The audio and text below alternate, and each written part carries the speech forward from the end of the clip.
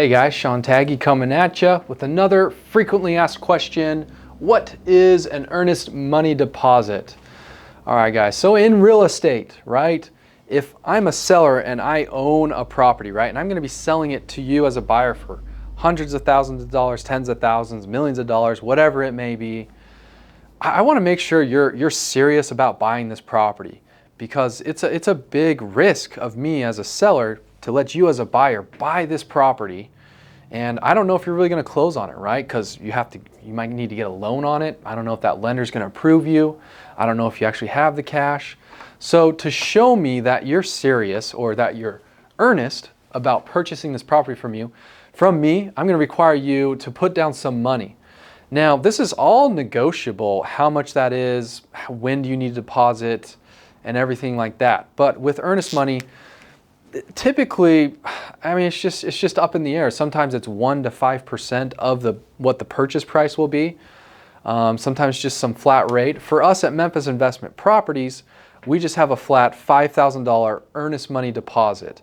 And typically what happens is we have it for sale, you as a buyer agree to our price or whatever, and we sign a contract. And in that contract, there's a section that says earnest money deposit, and we put how much and then when you're going to deposit that. And it's typically, we say you're going to deposit that within 3 days.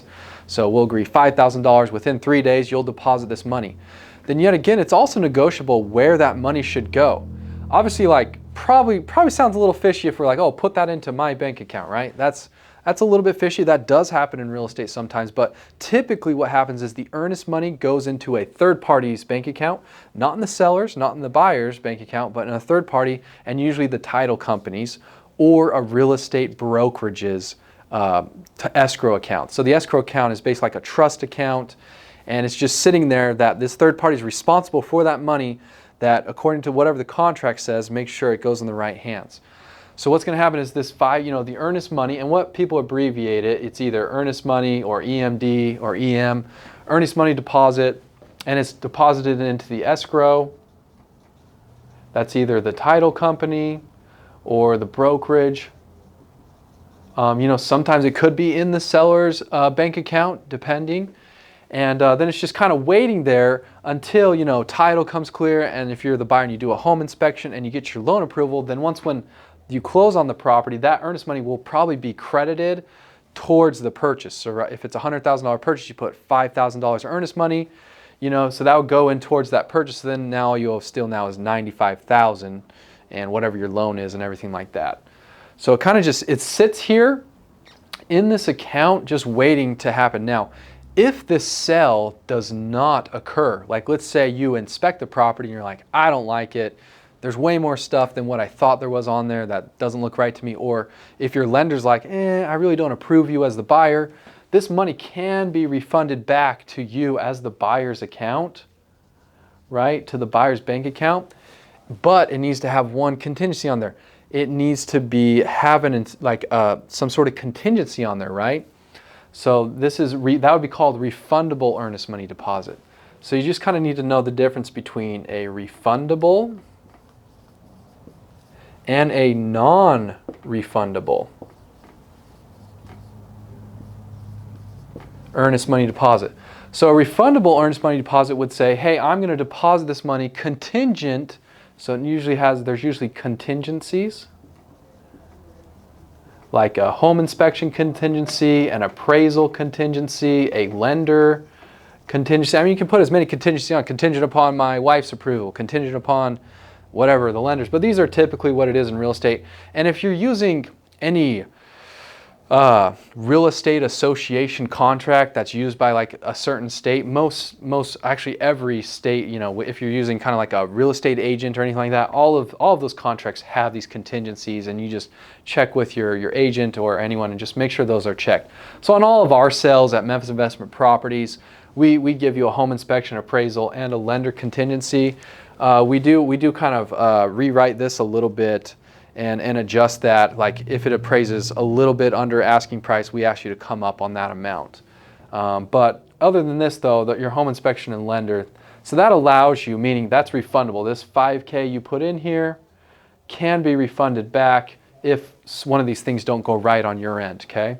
And so the title company would just look at the contract, make sure this is all right and clear, and then send it back over to you, okay? There is non-refundable earnest money, just if, for your educational purpose, if you want to know more about this, there is non-refundable earnest money. So let's say this $100,000 house, and there are 10 bidders on it, right? And me as the seller, I'm like, well, man, who am I going to take? And they all want to offer $100,000. No one wants to go up higher. So if no one wants to go up higher, then I'll look at the terms. If someone says, hey, I'll give you $5,000 non-refundable. I've already done my home inspection. I feel good it'll appraise. I feel good my lenders will give me the loan, or heck, I'm going to pay cash. So that way I don't really even need a lender contingency.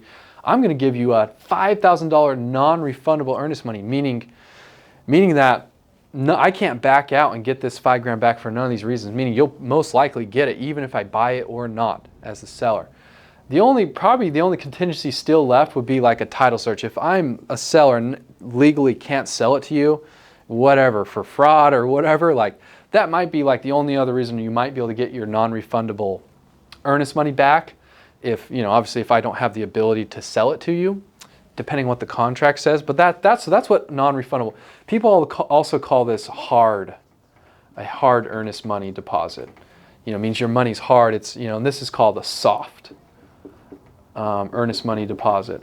Okay, so kind of just saying, oh, hey, we can get it back. It's really not risky. We're just throwing this money in here, but it's really just kind of showing your earnestness. So that kind of shows you the pros and cons there of earnest money. Also, like if someone gave a non-refundable of $10,000 or $20,000, right? I would be like, oh, well, I'm going to take that offer versus all these other similar offers because they're offering way more earnest money and it's non-refundable. It's hard day one.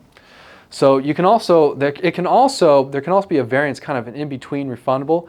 You could make your earnest money refundable for like 15 days, right? So I'll have 15 days of DD, 15 days of due diligence for my home inspection. Then after that, it becomes non-refundable or hard. So then that after my due diligence is over, it now is hard, meaning you as the seller is probably guaranteed to get it whether I close or not on it. So there's lots of variations. This is all negotiable. Usually all this stuff kind of happens more in multifamily, big apartment complexes and things like that. I've seen some crazy stuff where a buyer will walk the property, right? And to get this multifamily deal, it's a great deal. They'll put like $100,000 non-refundable day one or within day 15 after their due diligence or day 30. And that you also can have sometimes a second earnest money deposit or even a third. So like let's say after I'll put down $100,000 non-refundable day one, but then after my due diligence of 15 or 30 days, I'll put down another $100,000 hard, meaning like if I don't close on the property, you as the seller still get that $200,000, right? So there's some serious stuff. There might even be a third of another step up. Also, what happens in real estate as well with multifamily, just kind of fun little educational stuff. Let's say you agree to buy the property in 60 days or 90 days and you have your refundable or non-refundable earnest money. And let's say though you need an extension. We're 5 days before I have to close, this 90-day period's up.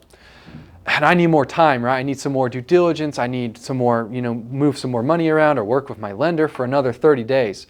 Well, me as the seller, I'm like, man, you've been tying up this property for 90 days on me. And like, I could have already sold this. I could have sold it to someone else, or maybe the market's appreciating over these 3 months. I could sell it for more to someone else. I might want you to back out and not get your non-refundable.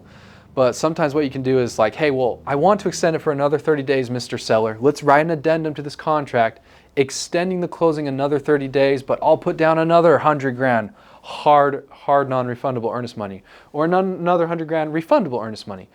Just to kind of incentivize them, like, hey, look, I'm really serious. I'm not dragging you along for another 30 days on this fun journey of closing this apartment.